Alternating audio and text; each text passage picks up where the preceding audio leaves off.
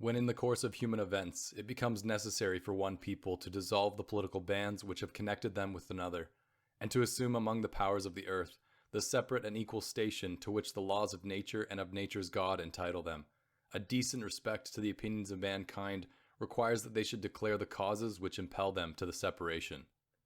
We hold these truths to be self-evident, that all men are created equal, and that they are endowed by their Creator with certain unalienable rights, that among these are life, liberty, and the pursuit of happiness, that to secure these rights, governments are instituted among men, deriving their just powers from the consent of the governed,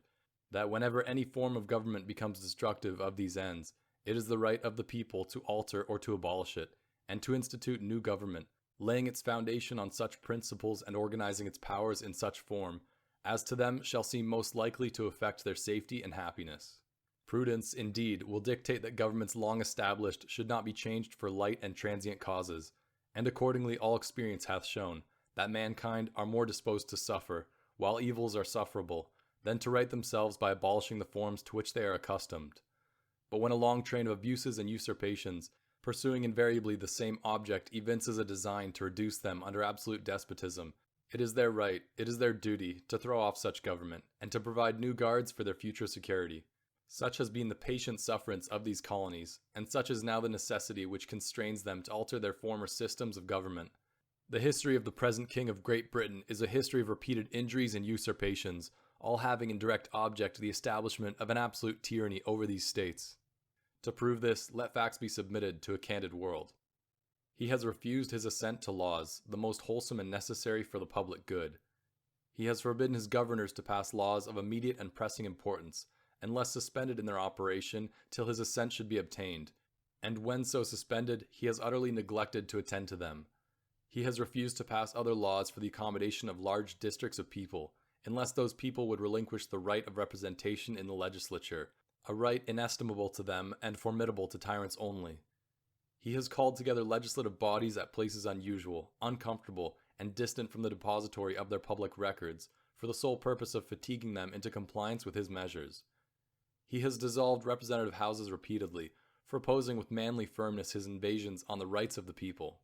He has refused for a long time, after such dissolutions, to cause others to be elected, whereby the legislative powers, incapable of annihilation, have returned to the people at large for their exercise, the state remaining in the meantime exposed to all the dangers of invasion from without, and convulsions within. He has endeavored to prevent the population of these states, for that purpose obstructing the laws for naturalization of foreigners, refusing to pass others to encourage their migrations hither, and raising the conditions of new appropriations of lands. He has obstructed the administration of justice by refusing his assent to laws for establishing judiciary powers. He has made judges dependent on his will alone for the tenure of their offices and the amount and payment of their salaries. He has erected a multitude of new offices, and sent hither swarms of officers to harass our people and eat out their substance. He has kept among us in times of peace standing armies without the consent of our legislatures. He has affected to render the military independent of and superior to the civil power. He has combined with others to subject us to a jurisdiction foreign to our constitution and unacknowledged by our laws, giving his assent to their acts of pretended legislation, for quartering large bodies of armed troops among us, for protecting them by a mock trial from punishment for any murders which they should commit on the inhabitants of these states, for cutting off our trade with all parts of the world, for imposing taxes on us without our consent, for depriving us in many cases of the benefits of trial by jury, for transporting us beyond seas to be tried for pretended offences, for abolishing the free system of English laws in a neighbouring province, establishing therein an arbitrary government, and enlarging its boundaries so as to render it at once an example and fit instrument for introducing the same absolute rule into these colonies, for taking away our charters, abolishing our most valuable laws, and altering fundamentally the forms of our governments, for suspending our own legislatures and declaring themselves invested with power to legislate for us in all cases whatsoever. He has abdicated government here by declaring us out of his protection and waging war against us. He has plundered our seas, ravaged our coasts, burnt our towns, and destroyed the lives of our people.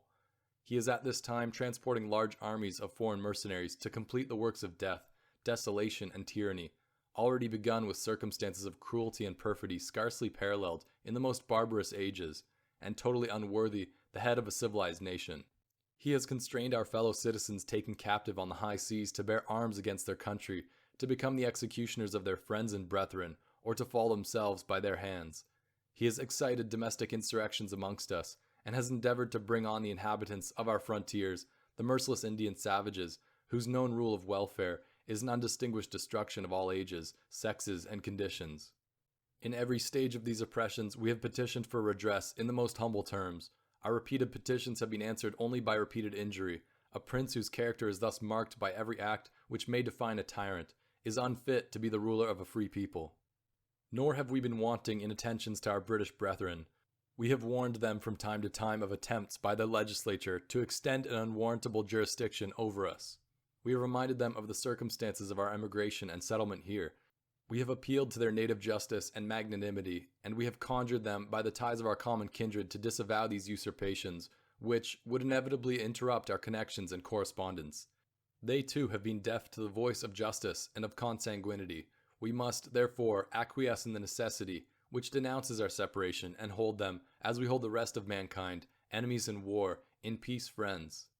We, therefore, the representatives of the United States of America, in General Congress, assembled, appealing to the Supreme Judge of the world for the rectitude of our intentions, do, in the name and by authority of the good people of these colonies, solemnly publish and declare that these united colonies are, and of right ought to be free and independent states, that they are absolved from all allegiance to the British Crown, and that all political connection between them and the state of Great Britain is and ought to be totally dissolved, and that as free and independent states, they have full power to levy war, conclude peace, contract alliances, establish commerce, and to do all other acts and things which independent states may of right do.